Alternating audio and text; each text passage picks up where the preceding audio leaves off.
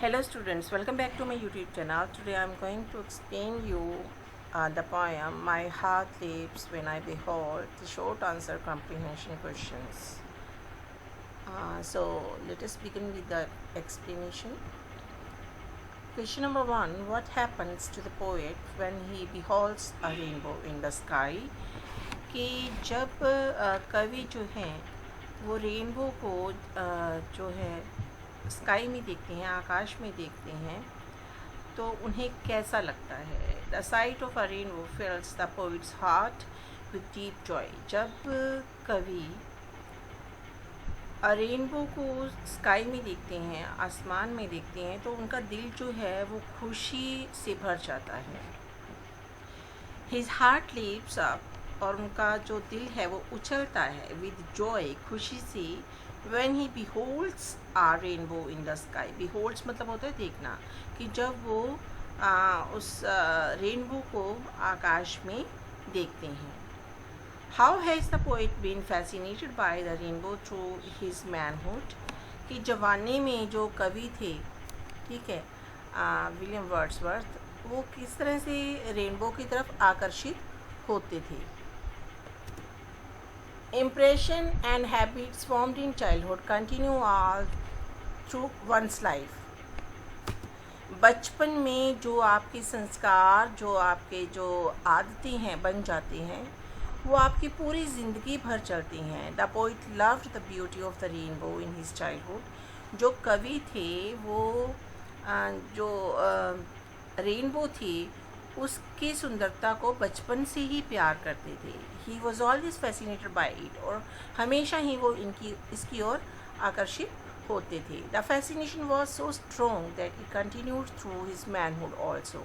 और ये उनका रेनबो के प्रति इतना ज़्यादा आकर्षण था कि वो जब जवान हो गए तब भी वो इस चीज़ को पसंद करते थे. आसमान में जो ये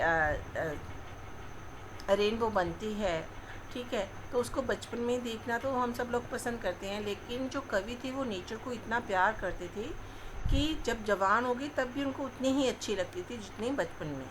next question is, how would the poet like to react to the beauty of the rainbow in his old as.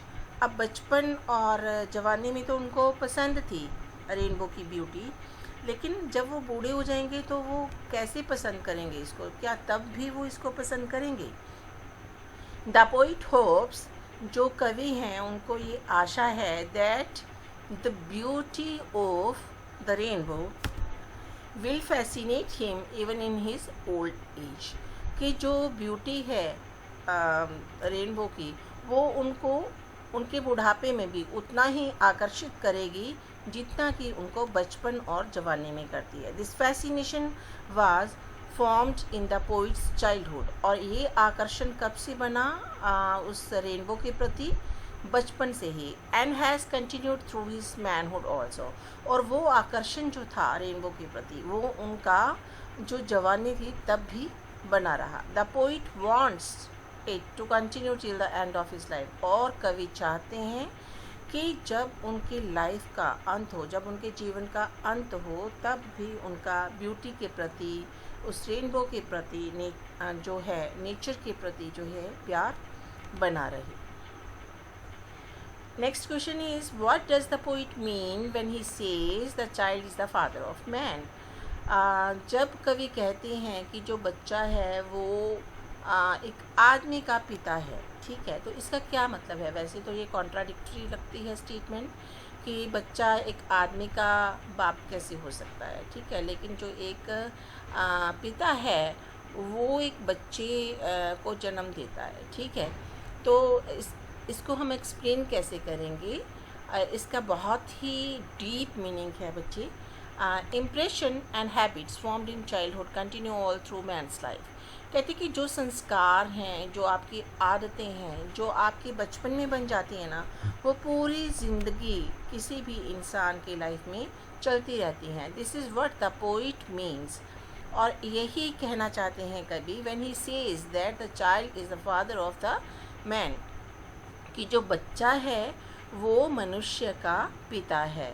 The poet developed a deep love for nature in his life. और जो poet हैं वो nature के प्रति जो अपना प्यार है उसको विकसित करते हैं और उसको कंटिन्यू रखते हैं। उसका जो कंटिन्यूशन है वो उनकी एंड लाइफ तक वो रखना चाहते हैं।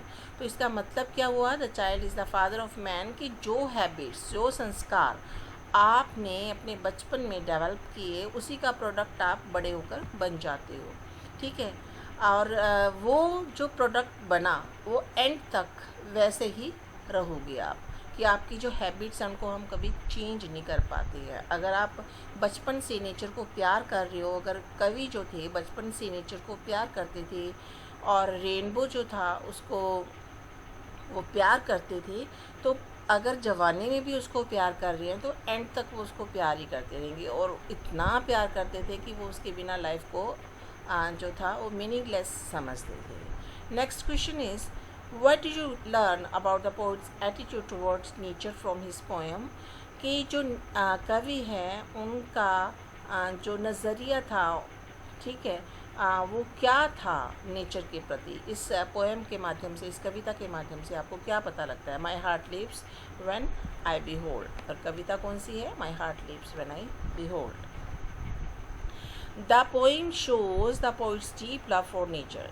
ये जो कविता है वो कवि के प्रकृति के प्रति जो प्रेम है, गहन प्रेम है, उसके बारे में बताती है। He was fascinated by the beauty of the rainbow in his childhood. और वो बचपन में ही जो रेनबो है उसकी ब्यूटी से जो थे आकर्षित होते थे। This fascination continued even through his manhood. और जब वो जवान हुए तब भी ये जो उनका आकर्षण था इंद्रधनुष के प्रति वो बना रहा। The poet hopes that it will continue to the end of his life. और कवि ये उम्मीद करते हैं कि जब उनकी लाइफ का अंत होगा तब भी ये आकर्षण रेनबो के प्रति, इंद्रधनुष के प्रति बना रहेगा। अब इसमें ऑब्जेक्टिव टाइप क्वेश्चंस भी हैं जो आपके पार्ट 1 में 1 मार्क का आता है, तो इस ये पोइम में से भी आ सकते हैं, तो हम इसको भी डिस्कस कर लेते हैं। First question is, of whose love does Wordsworth fascination for the rainbow show. जो इंद्रधनुष के प्रति उनका प्यार है वो प्यार जो है किसके प्रति है? It shows is love of nature, क्योंकि जो नेचर है, जो इंद्रधनुष है वो नेचुरल होता है, तो it shows is love of nature. तो यह कवि के प्रकृति के प्रति जो प्रेम है उसको बताता है। What does Wordsworth wish to convey when he says the child is the father of man? Wordsworth क्या मैसेज जो है, क्या संदेश देना चाहते हैं या क्या कहना चाहते हैं जब वो कहते हैं the child is the father of man? ये दिखने में कॉन्ट्राडिक्टरी स्टेटमेंट लगती है, लेकिन इसका बहुत डीप मीनिंग है। इसका मतलब है he wishes to convey that the impression received by a child will stay with him in his old age. कि जो भी संस्कार बच्चे के बचपन में बन जाते हैं वो उसके बुढ़ापे तक चलते रहते हैं। What does William Wordsworth say about his love for nature? जो विलियम वर्ड्सवर्थ हैं वो प्रकृति के प्रति अपने प्रेम के बारे में क्या कहते हैं? He says that the love of nature will be with him, कि जो प्रकृति का प्यार है वो उनके साथ रहेगा। कब तक? Till the end of his life, कि जब तक उनकी लाइफ का अंत नहीं होता। So it was all about the short answer type questions and the objective type questions of the poem My Heart Leaps When I Behold. I hope that you have watched the video till end and you might have understood all the questions of this poem. See you next time with a new topic. Till then, goodbye. Have a nice time.